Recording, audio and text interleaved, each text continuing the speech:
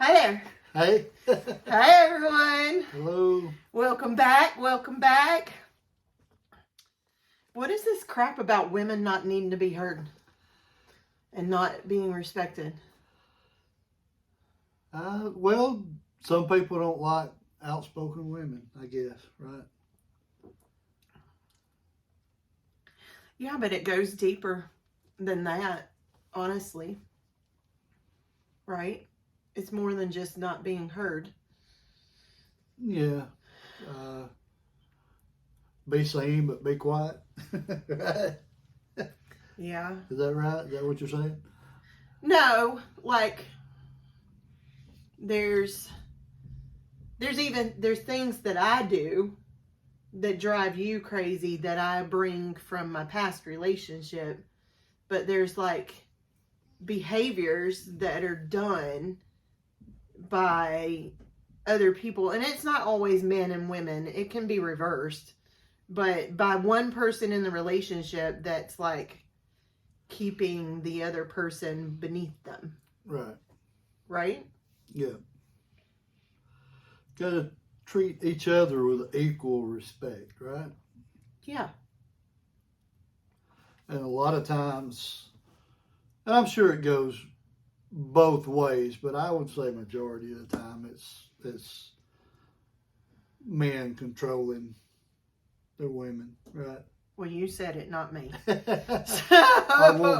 I shouldn't say majority. I don't know that. I'm just knowing from our experience and our relationship when we started.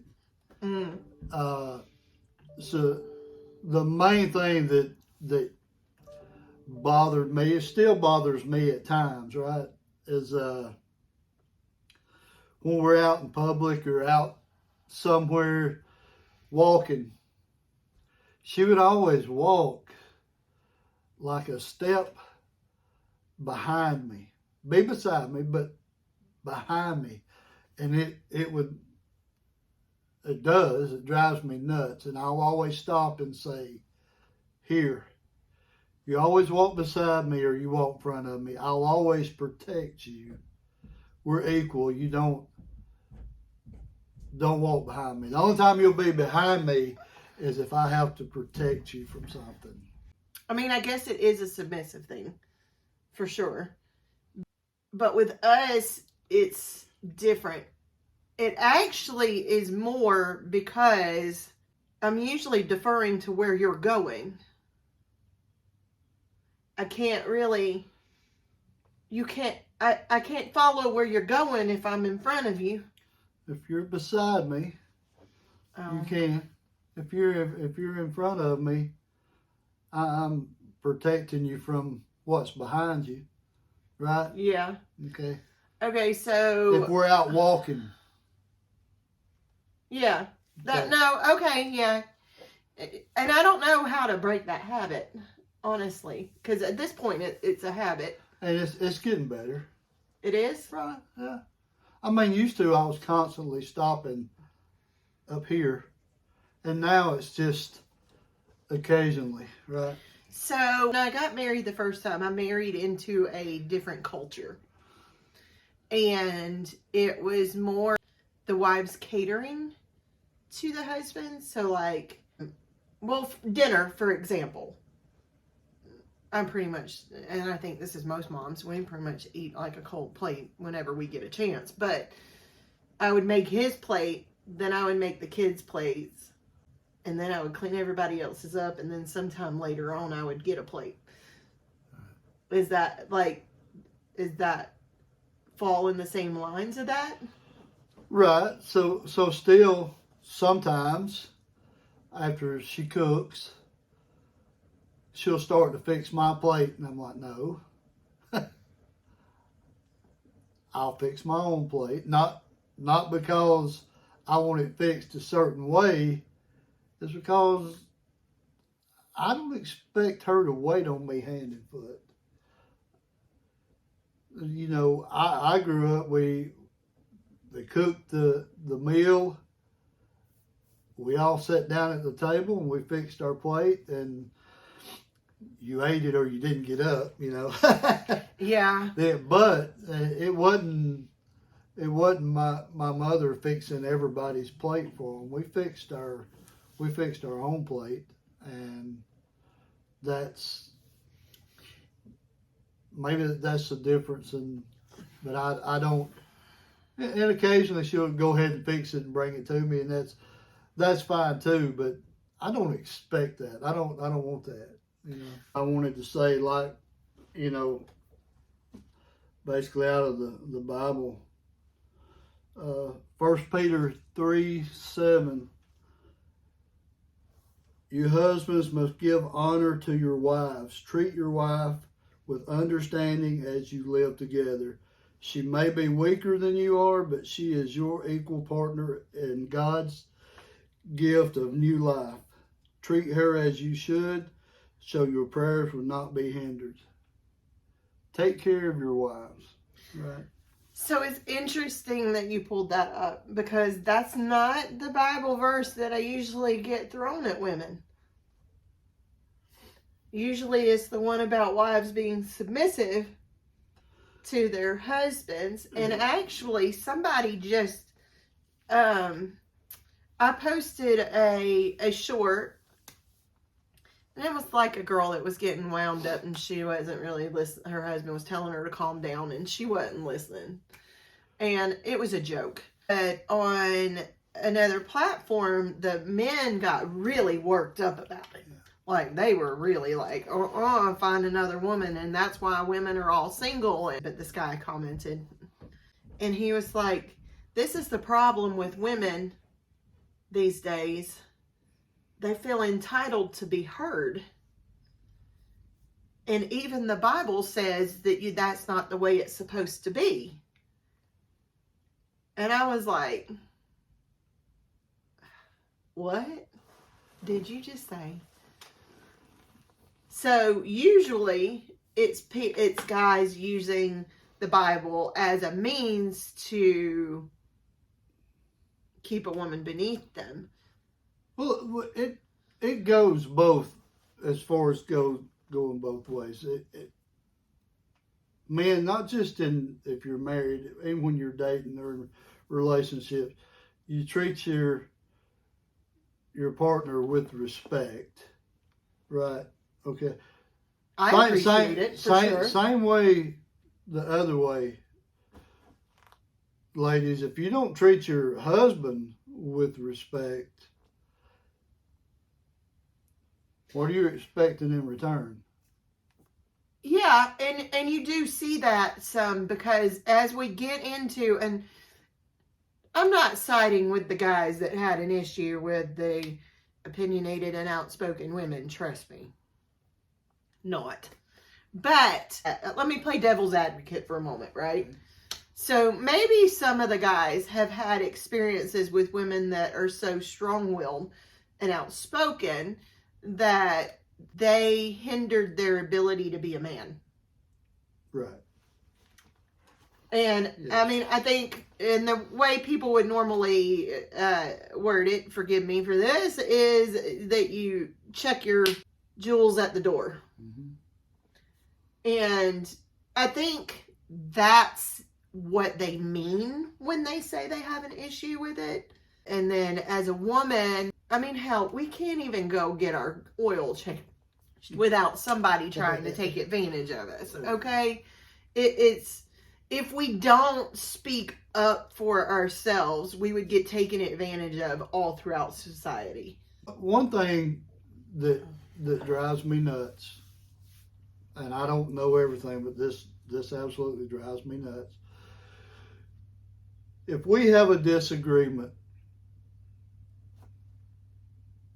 outside of the house, in public, in front of people, we're not going to go into a full-blown argument, talking down to each other. We're not going to talk down to each other by We don't ourselves. do that by ourselves. So, but the one thing that drives me nuts is couples that have a disagreement and they absolutely make it public.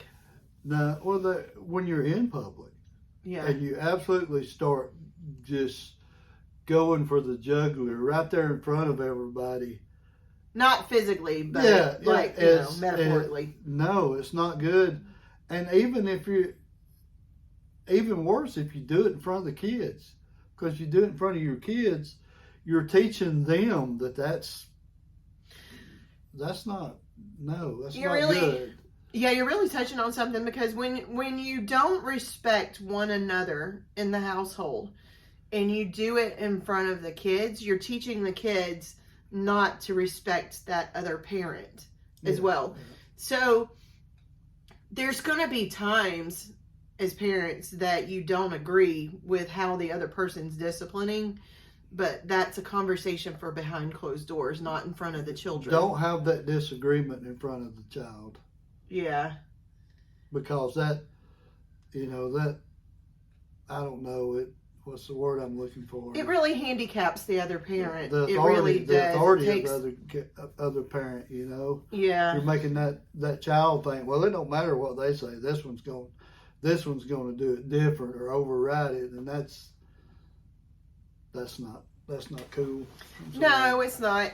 And we've seen that. We've seen like couples like really go at each other in public. And I'll tell you, here's something my grandmother used to say, and you'll get a lot of these throughout our series, I'm sure, because my grandparent, my siblings and I are the children of addicts, and for the majority of our lives, we were raised by our grandparents. And so I have that older wisdom that was implanted in me, right? And so my grandmother used to always tell us, your tongue is a weapon. Oh. Your tongue is a weapon. She's like, you got to be careful what you let go from here to here, because when you say it, you can apologize for it, but you can't take it back. But it won't be and forgotten. They can't unhear it. Mm-hmm. And once it goes from here to here, it goes to here. And, if you're one of those people that and I used to be that person. I used to be that person really badly. You really got a different version of me, but it's so surprising. I have a temper, and no, you just don't know. No, but I do, no, but I feel like you did too. That I don't know a side of. Yeah, you really, yeah. Okay. So, does that look like a guilty smile? I used to let it fly. Like, I just didn't care. And a lot of that had to do with the fact that my parents were addicts, because I felt like, you can't tell me shit. Right. So I would just let it go. And I've said things, even in particular to my sister, that she has still brought back to me from when she was a child. Mm-hmm. Like, even body image things that I'm responsible for putting on her. Because I was a child that just let it go, and a teenager that let it go, and an early 20s that let it go, and probably was in my 30s before I got control of that. But you really gotta, that's the thing, when you argue, no. I'm just playing. when you have a disagreement, there's a difference between arguing and disagreeing. When you have a disagreement with somebody, avoid the argument part. But remember, that tongue is a weapon.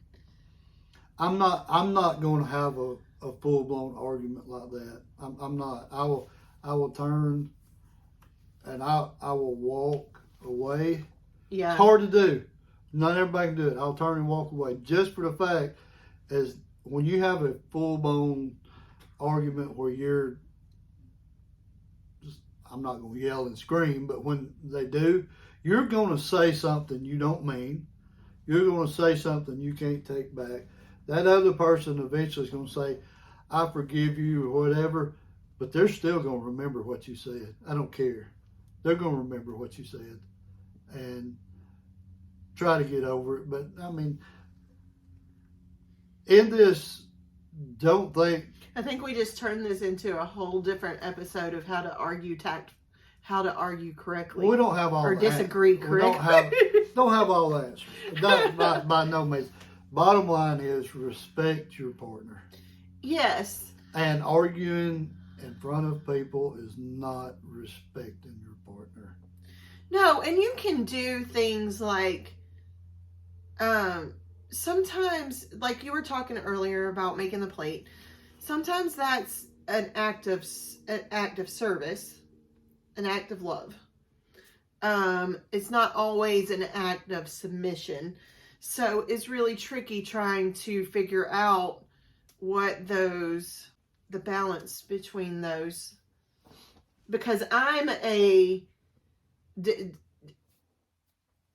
active service person, for sure. You're a physical touch. You know what I'm talking about? Yeah.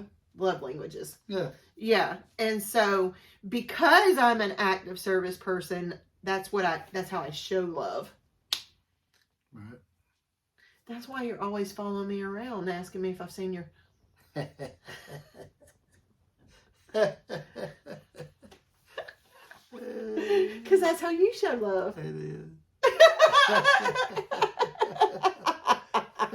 I love you, honey. Just here. Anyways, love each other, show each other respect.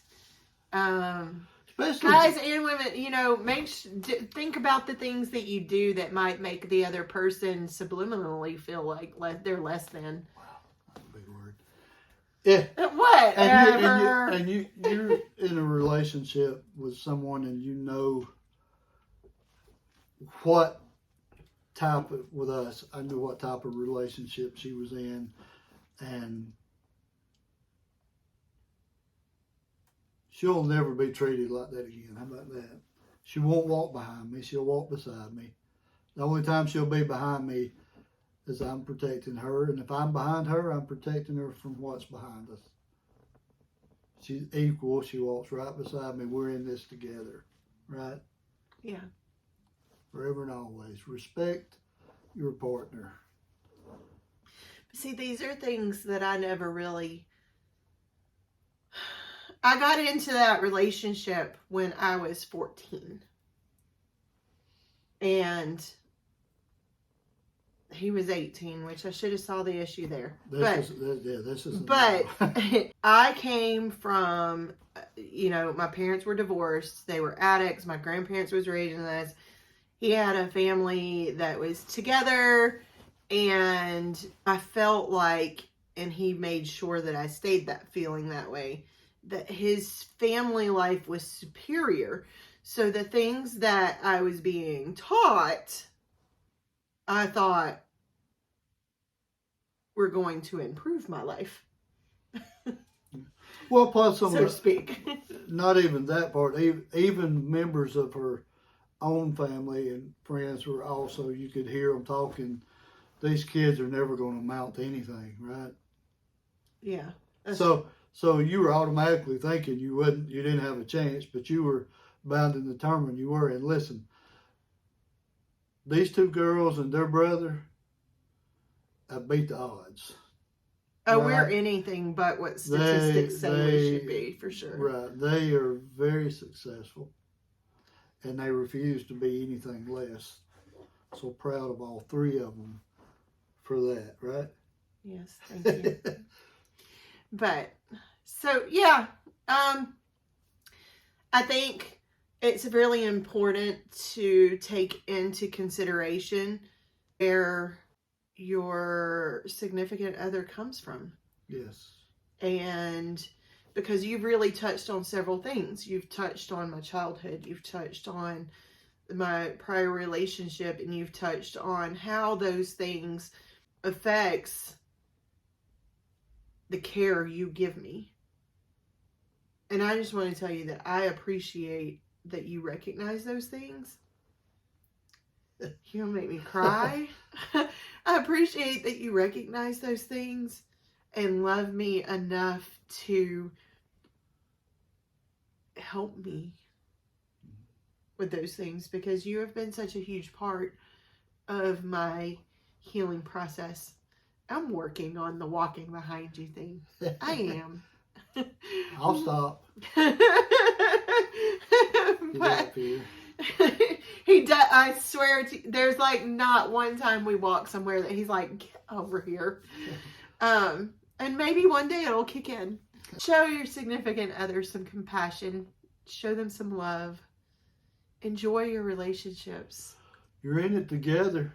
Gonna be successful. You gotta be respectful, right? Yeah. All right. All right, guys. We will see you next time. Thank you. Bye-bye. Bye.